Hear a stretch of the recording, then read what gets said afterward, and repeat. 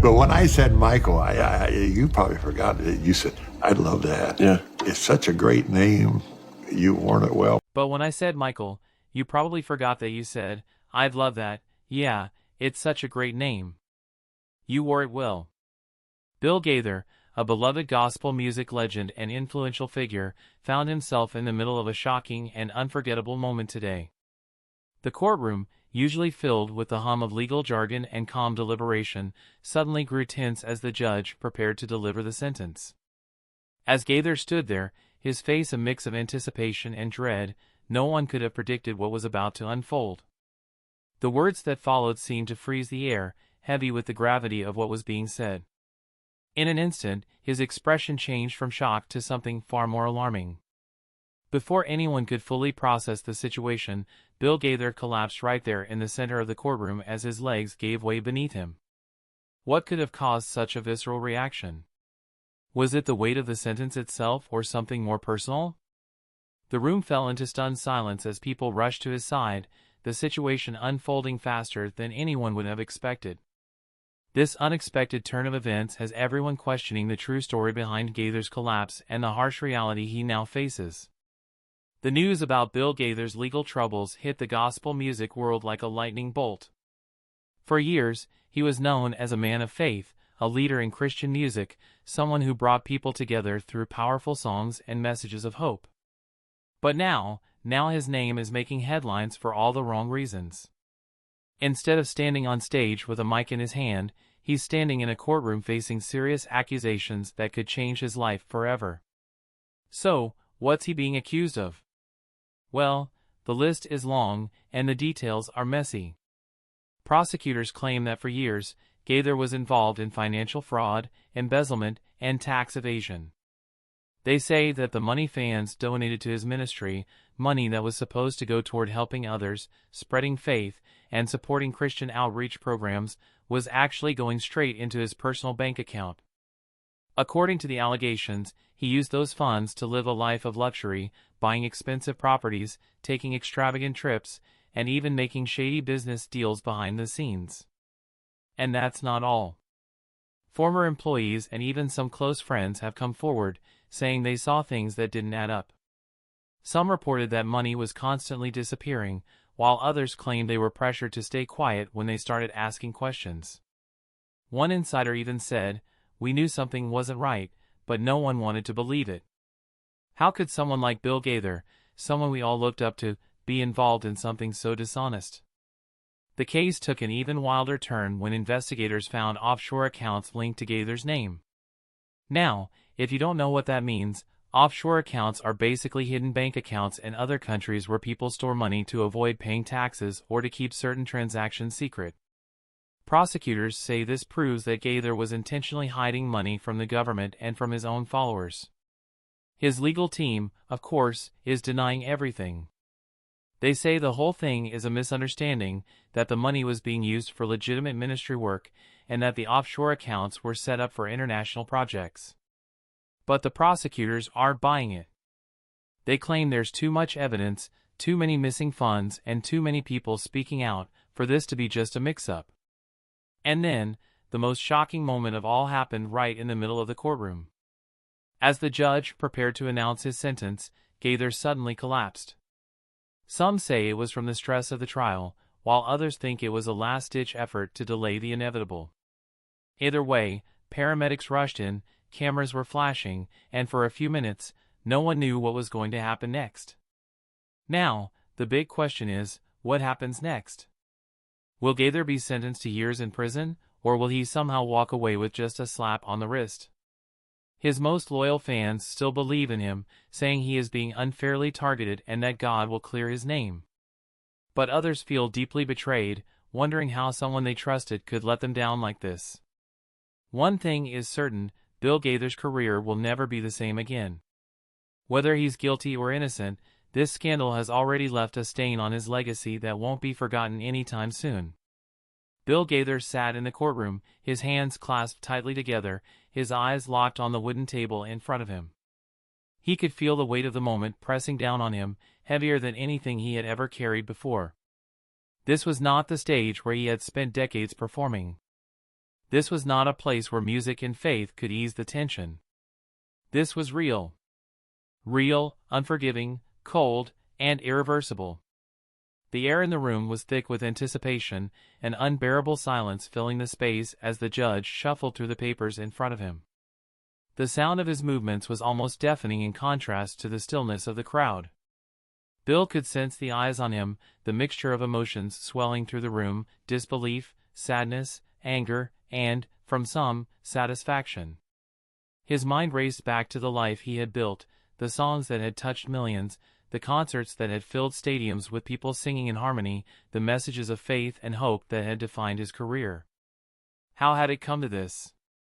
How had the same man who preached about salvation, redemption, and trust in the Lord ended up in a courtroom awaiting a sentence that could tear it all away?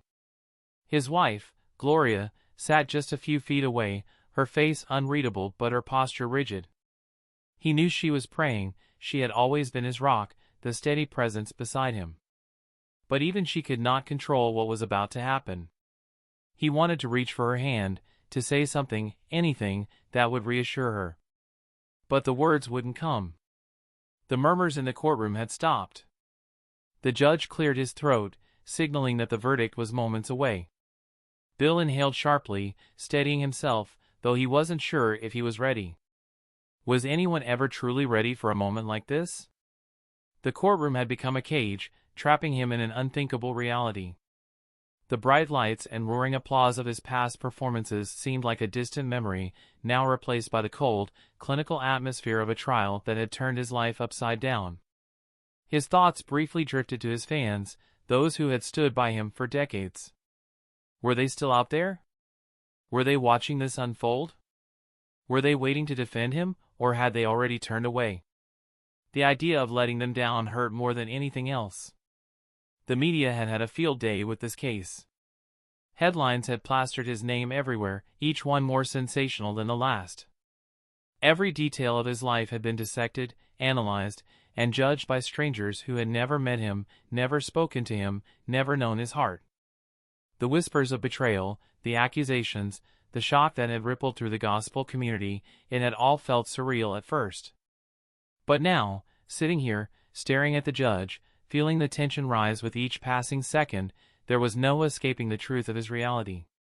His legal team had done all they could. The arguments had been made, the defense had been given. But this was no longer in his hands. His fate belonged to the man seated behind the bench, to the justice system, to whatever forces had led him here. The judge took a deep breath, his face unreadable. Bill clenched his fists, bracing himself for the words that would come next. The final verdict, the decision that could strip him of everything he had built, was about to be spoken. Time seemed to slow, the walls of the courtroom closing in around him. He had sung about faith in the darkest of times. But now, as he sat there waiting for judgment, he silently asked himself, would his faith be enough to carry him through this? Bill inhaled deeply, straightened his posture, and stood. If this was how it was going to be, he wouldn't allow them to see him break. He had spent his life preaching faith through hardship, now he had no choice but to live those words himself. The judge had spoken.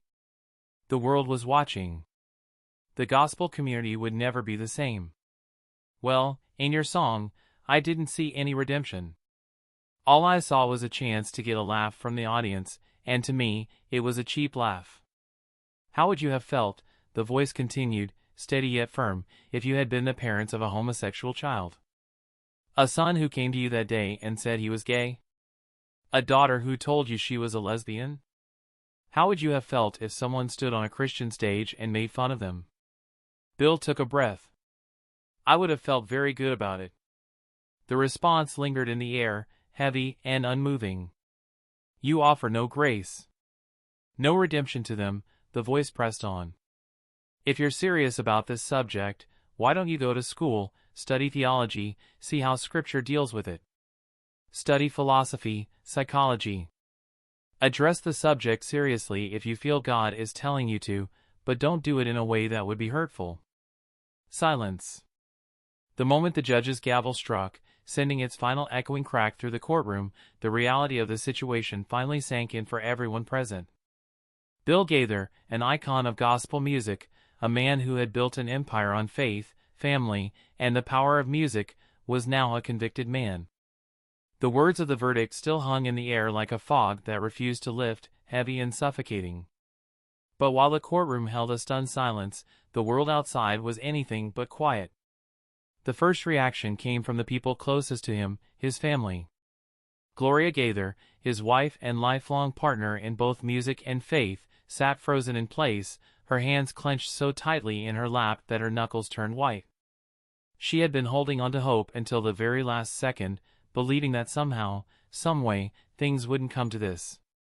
But now, with Bill's fate sealed, all she could do was stare at him, her eyes filled with a mixture of pain, disbelief, and an almost desperate determination. Tears welled in her eyes, but she didn't let them fall. Not here. Not now. Instead, she took a deep breath, straightened her back, and reached for Bill's hand as he stood to be escorted away. He squeezed it gently, the only way he could silently reassure her. Their children were in the courtroom as well, their expressions a reflection of the chaos in their hearts. Ben, their son, clenched his jaw, his frustration evident. He had spent his whole life watching his father be a pillar of faith and guidance for millions. How could this happen to a man who had only ever dedicated himself to spreading the gospel? He wanted to believe there had to be some mistake, some miscalculation that could be fixed. "I don't understand," he muttered under his breath, shaking his head. "This isn't real."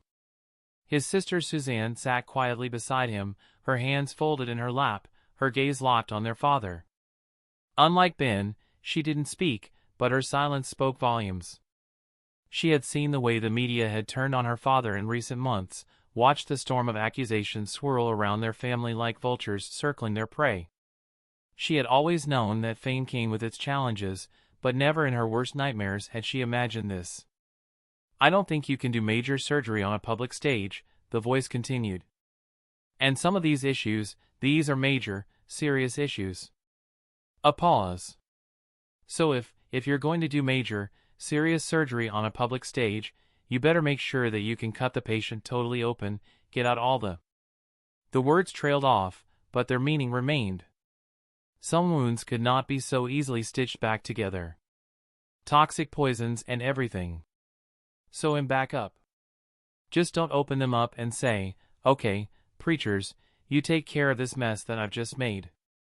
Some subjects are so tough that the only way you can deal with them is not just with 3,000 people sitting out there. They're so tough that you can't even deal with 300, and maybe not even 30, because to one person, he will accept it on this level, and another person will say, "Well, that doesn't apply to me." Some issues are so tough that you need to deal with them one-on-one. Let's take a serious issue like divorce. Divorce is terrible. None of us like it. But sometimes it happens, even in the Christian church. Rather than making a blanket statement about divorce, we have to think carefully. It takes two people to make a marriage, and if one person doesn't want to be married, what can be done? My sister went through a divorce. I don't think she had any choice. My brother went through a divorce. I thank God that I'm still married to the same woman I married 53 years ago. I'm grateful for that. But I'm not going to put a guilt trip on somebody who did everything they could. I know many people who have tried their best, yet still, their marriages ended. Then there were the fans, millions of them, scattered across the world. People who had looked up to Bill Gaither as a spiritual guide, a mentor, a voice of comfort in their darkest moments. For years, his music had been a source of healing and strength, and now, in the wake of his conviction, his supporters found themselves grappling with emotions they never expected to feel. Social media exploded within minutes of the verdict. Hashtags like #JusticeForGaither and #GospelScandal began trending, with passionate debates flooding comment sections and online forums. Bill Gaither is a man of God. This is a witch hunt, one fan wrote on Twitter, their post gaining thousands of likes in minutes. Another wasn't so sure. I grew up listening to his music. I don't even know what to think anymore. If the court found him guilty, does that mean he was never the man we believed he was? The division was stark. Some fans stood by him without hesitation, convinced he was being unfairly targeted. Others felt betrayed, struggling to reconcile the man they had admired with the charges he now faced. Gospel radio stations debated whether to continue playing his music. Some pulled his songs from their rotation immediately, not wanting to be associated with the controversy. Others refused to turn their backs on him, stating that his music was bigger than the scandal, that it had inspired too many lives to simply be erased. Meanwhile, within the gospel music industry, reactions were just as mixed. Some of Bill's closest colleagues and fellow musicians reached out privately to offer their support, refusing to believe the worst. But others, whether out of self-preservation or personal doubt, chose to distance themselves. One prominent gospel artist made a cryptic post that read, "We never truly know the hearts of men. What's done in the dark will always come to light." It didn't take long for the media to latch onto every reaction, every piece of speculation, spinning narratives from the ashes of Gaither's once unshakable reputation. News anchors dissected the verdict. Legal experts weighed in on the implications.